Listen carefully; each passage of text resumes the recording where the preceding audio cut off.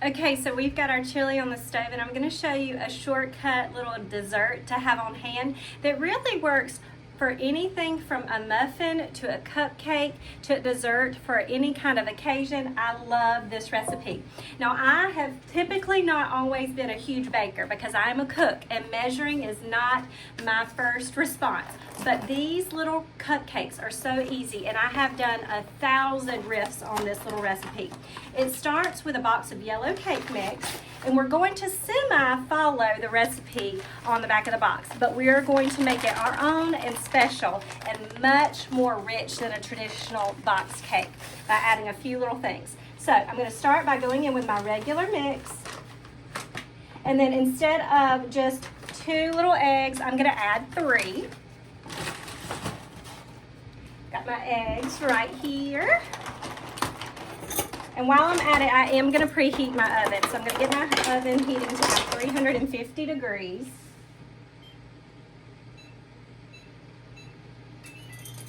And then I'm going to go in with 3 big eggs. If you've got small ones, I would say 4 here.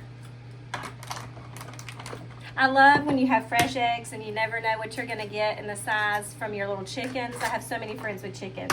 So if you've got chickens, you want the equivalent of 3 large eggs. You just make that work in your own mind. Okay, so that's our eggs. And then to this, it calls for 1/3 of a cup of oil.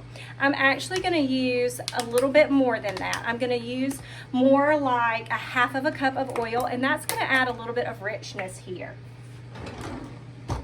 Okay, so 1/2 a cup of oil. And then an additional ingredient that I always like to add to my box cake mix is a little bit of vanilla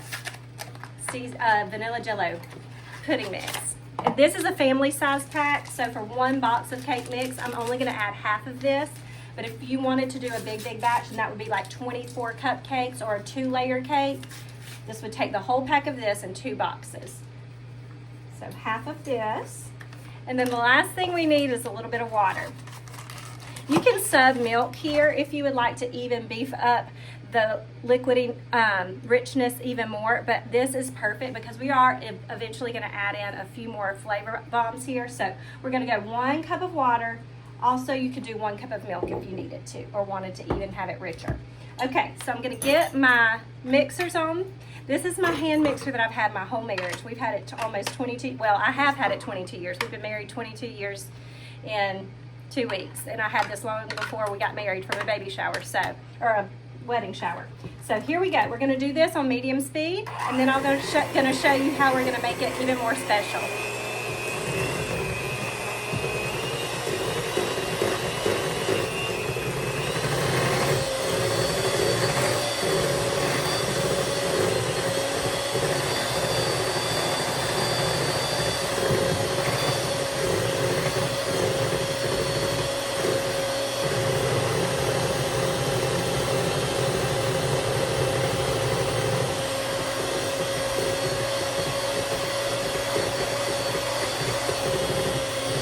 This is looking fluffy.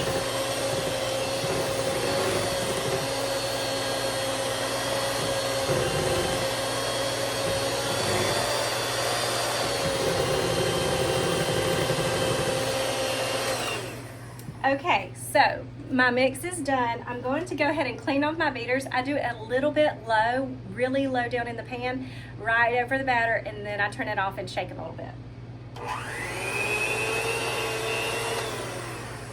And there we go. Okay, we're gonna shake them off. And I have a couple kiddos that have these called already, so we're gonna leave them there. Now, my muffin tin, this is my muffin tin of preference. It's a green light muffin tin. It does my cupcakes, my muffins, and even like my individual breakfast things that I like to do for the kids. So this is a wonderful, wonderful one to have.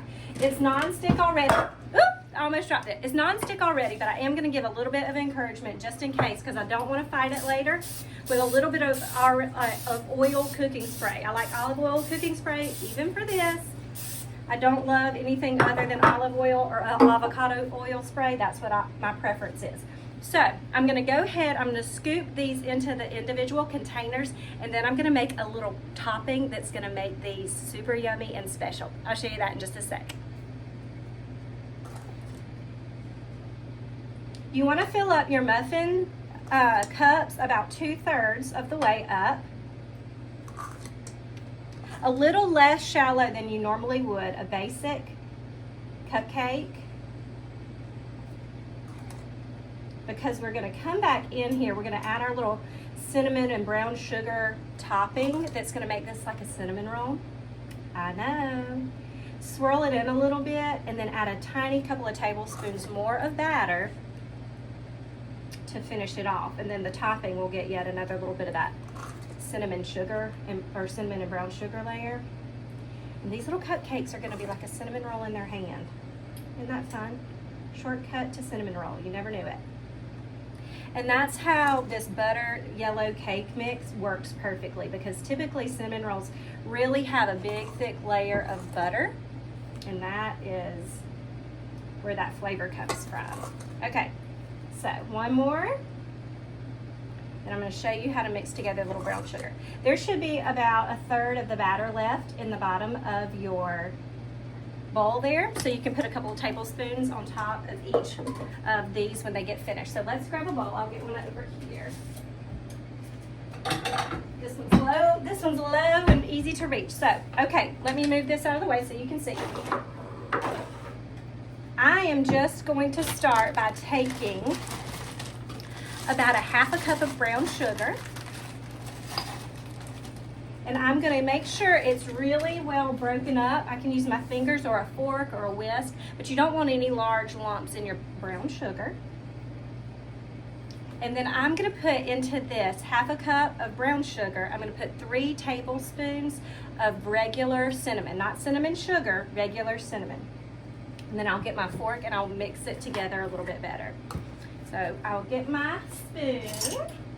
We're going to do 3 tablespoons.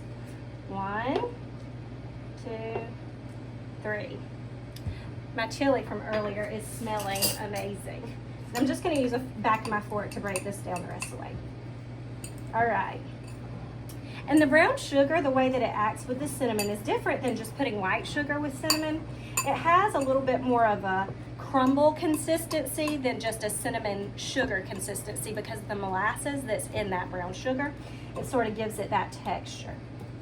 And that's why you always have to like make sure you've broken up your brown sugar really good, or either make sure it's always in a tight container, because that is the moisture in it is what makes it clump sometimes. Okay, so make sure all of those are out, and then we're gonna put them a little bit on each of our cupcakes.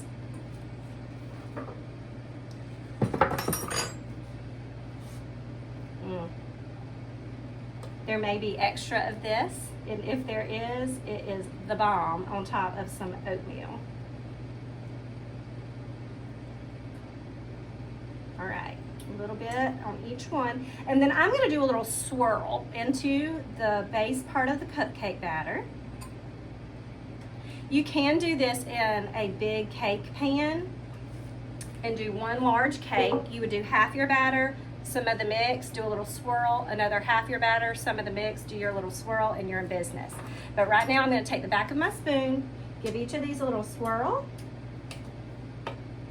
just enough to kind of get it down into the batter a little bit, not major work here, just a little swirl here. Yeah, super yummy. Now. And at the end, these are going to get just like a little bit of a glaze on top.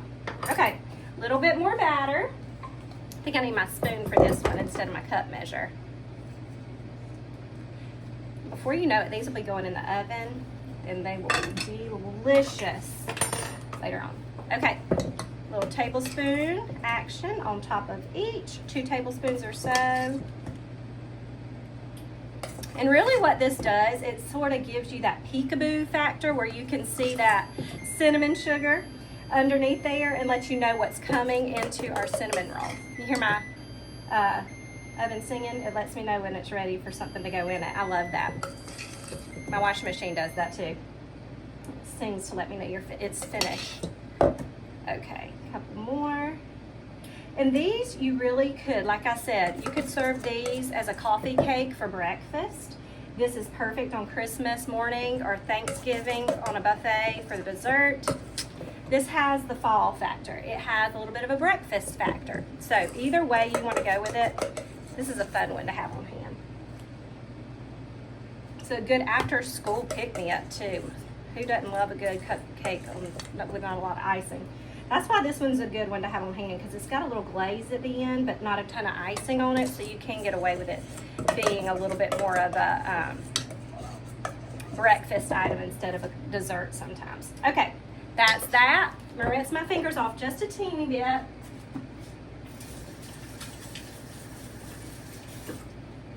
I'm really in my later years of cooking. I've been cooking for 22 years, obviously, since the day I got home from my honeymoon is my story. But over these later years of cooking, I have started to add desserts more to my repertoire, probably because my kids are requesting it more these days.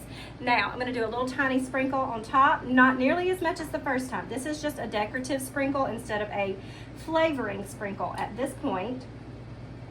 And then we're going to go into this 350-degree oven. And when a toothpick comes out clean, you'll know they're done. About 18 minutes. See you in a minute. Okay, y'all, we're back and our yummy, yummy cupcakes are out of the oven. I'm calling them anytime cupcakes because at this point they could be muffins for breakfast.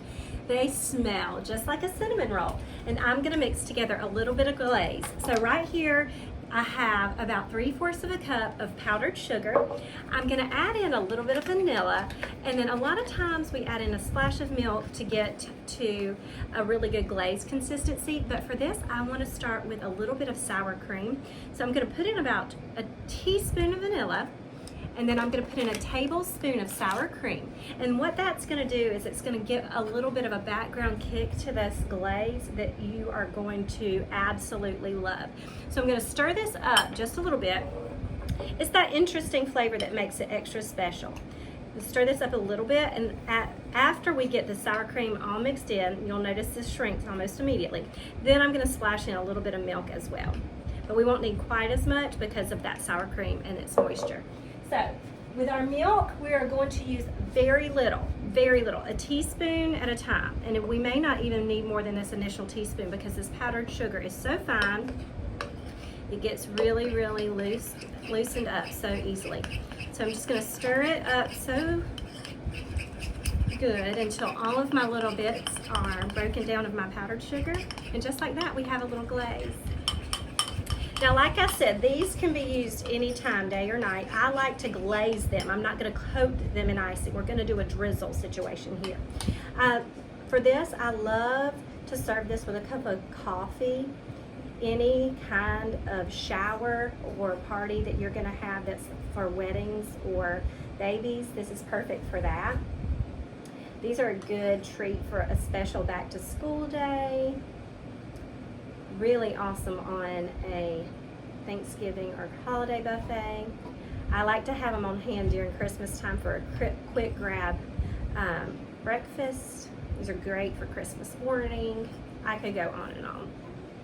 Honestly, I used to make this a lot during my working days when I was a church secretary part-time, because I was also our church caterer, and a lot of our ladies would just request this cake for our office ladies would request this as a cake for their birthdays. So I've made this as cakes and cupcakes before, and that's how we top them. These are actually going to be a back to school treat for some sweet kiddos that I have in my life, and I'm going to package these up individually, a few extra for the special teacher of theirs, and these are going to be a great way for them to start their school day. But this is also a great one to have on your fall buffet right alongside that chicken chili. See you next time, and as always, happy cooking, y'all.